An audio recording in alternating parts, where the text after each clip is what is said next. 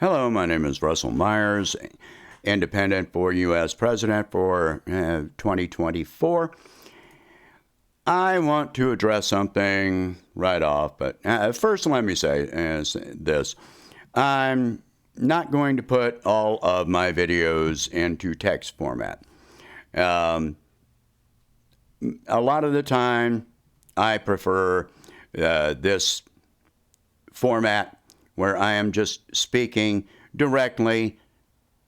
I do have topics and points I want to make outlined, but I'm not reading off a script. Even though I write the script, I'm not reading off something that I wrote in advance. So I think this is a lot more personable, and I hope that you agree. So I want to address this argument right now because I know just how much I'm going to be hearing it. But you can't win. I've already said that I know that this is an uphill battle. But I actually, I'm not going to have a defeatist attitude. Anybody that actually brings that up, for the most part, I'm just going to refer back to this video rather than keep on discussing this same thing over and over again. I want you to think about, define what is winning. For the last 40 plus years in this country, have you felt like you are winning anything? Our taxes have gone up while the taxes on the wealthiest have gone down. Many times they have so many loopholes that they are not paying any taxes at all. I really need to turn down the red on this.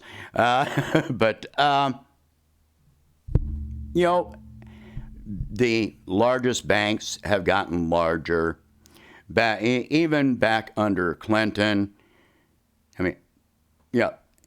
Under Reagan, the defense spending went up. Taxes were raised 11 times on the middle class under Reagan. Under Clinton, we saw the 1994 signed in 1996 crime bill, which, by the way, Joe Biden takes a lot of credit for writing. Ever since then, what has happened to the incarceration rate in this country? It is not that crime has increased, it's that the definition of crime has increased exponentially. The three strikes rule. We had welfare reform, which threw millions of Americans that needed that assistance thrown off of the welfare rolls, kicked out of public housing, which had such drastic effects, especially on the minority community. And nobody talks about this anymore. I remember the discussions back in that time, and it was horrid. And it's really not that much better today. Under George W. Bush, we saw the economy collapse. We started two wars that we are still in. Make no mistake, we are still waging war against Afghanistan. We still have forces in Iraq, even though Iraq voted in 2019, I think, unanimously in their parliament for U.S. forces to leave. Unfortunately, that was in a non-binding referendum an opinion by their parliament, basically. It was a declaration. That was how they termed it. So under Obama, we went from bombing 2 countries to bombing 7 countries. The defense budget, which I will discuss in another video, has never stopped rising, and now they're talking about increasing the Pentagon budget to an official $1 trillion a year. And yet the Pentagon cannot account for trillions of dollars. And that's what they cannot account for. That's not even including their official budget. That is above and beyond their budget. They can't account for where it has gone. The biggest banks have gotten bigger. We've had a housing crash. We're on the verge of another housing crash. 33% of houses on the market are bought by equity investors. In other words, people that buy the house, fix it and flip it, or most likely rent it out, while rent continues to increase. Social Security has been basically stagnant for decades.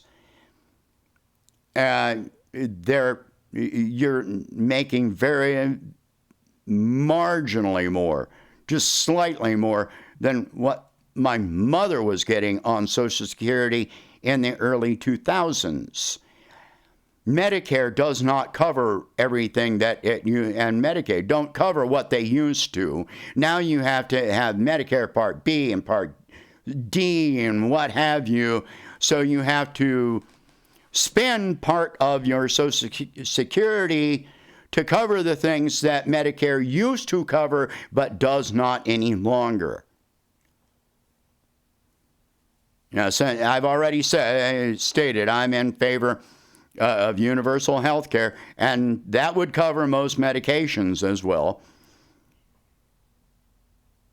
What are we winning? What are we winning? Wages are stagnant or declining. Inflation, the official inflation rate is about 10% now, and in literal fact, it's more like 25 to 30% in real terms, in terms of your everyday purchasing power. Used cars cost as much as new cars used to. In some cases, you can buy a new car, turn around, and in a few weeks you can sell it for more than you bought it brand new. Is this winning? How many wars are we in? We're bombing at least 7 countries. We're at the edge of nuclear confrontation with Russia, and we're,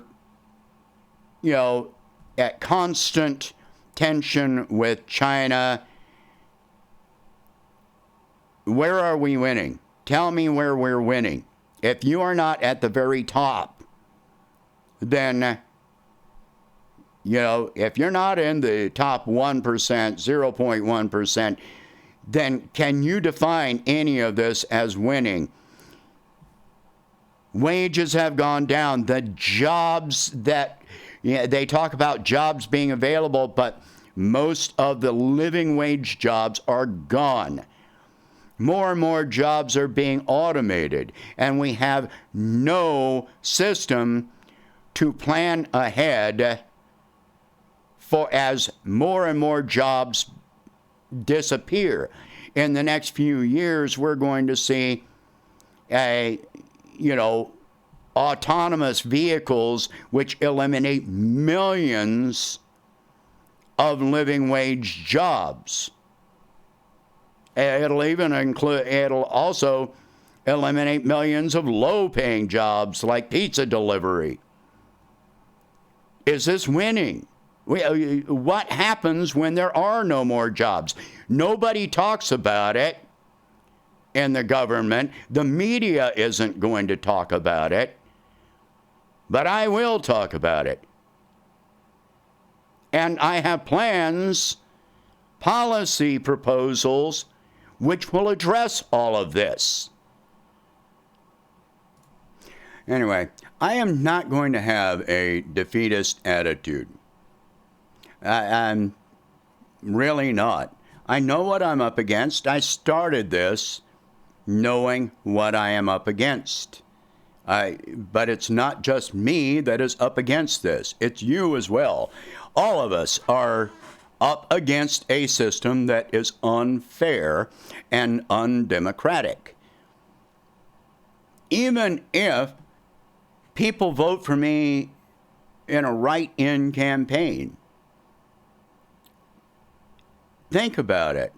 When you walk into a voting booth and you look at the names on the page, think about what you're winning. This is not a horse race. It is not a lottery. If you pick the winning candidate, the winning horse, you're not going to get some, giant payoff. You're not going to go to some office and say, give me my money, anything like that. Your wages are not going to automatically rise. Your standard of living is not going to improve just because another oligarch, another millionaire that's in debt to other millionaires and billionaires, this person is not going to represent your interests. Look at our past for decades. No president, no sitting president for decades has represented the welfare and the will of the American people. So a candidate winning in a write-in campaign, if that's necessary, would be the ultimate in actual democracy. And I'm not asking you to vote for me as a person, as an identity, as a name. I hate the cult mentality. I've addressed this many times on my other channel. I cannot stand the cult mentality. Cults, Obama, Trump, Biden, none of them can do no wrong under a cult mentality. The Democrats say the Republicans are evil. The Republicans say the Democrats are evil. And yet both of them work together to oppress your freedom of speech, to give tax cuts to the rich, to expand wars, to keep wars going, and on and on and on. Are any of them actually doing anything that represent your well-being, your standard of living on a daily basis? What difference do you see because of who is sitting in the White House, aside from more stress? I would love to have basically a fairly boring presidency if I were elected, except with very few scandals, aside from the fact that I would be fighting against the current oligarchic system and the two-party rule. Since 2001, there has not been a third party on the presidential debate stage. Corporations make the determination of who gets up on that stage. An independent third party has to reach 15% in very particular polls. Sometimes the third party candidate is not even listed in those polls. How the polls are conducted is an atrocity. They determine who you're going to get to vote for on an official ballot. The parties, which take huge sums from corporations determine who is going to be on your ballot and on that debate stage. So, winning. Even if I don't win, what I'm going to define for myself as winning is going to be bringing very specific subjects up for discussion in ways that they have not been discussed, that they're not being widely discussed. That is my goal. If I don't win, I'm not going to get depressed about it. And in many ways, the idea of actually winning the presidency, becoming the most powerful person on the planet, that's pretty stressful just to think about. If you think about it in realistic terms. But, I'm going against my basic nature even in doing this, but I'm completely dedicated to it. I am committed. So I'm asking you, when you walk into a voting booth, to think about what you define as winning. So when people say, but he can't win, but you can't win, bring up that discussion. What is winning? That is how you should respond. What have you won? What do you expect to win? That should be the discussion. So, share this video. Talk about these subjects. If you can, please donate $1 a month to help expand the campaign. I have a link to my PayPal in the description. And I thank you very much for watching. Please subscribe to the channel. And let's have this discussion. I will be having some live stream events in the coming future. I've also got buttons and stickers and stuff like that I will be setting up where people can buy them to help support the campaign.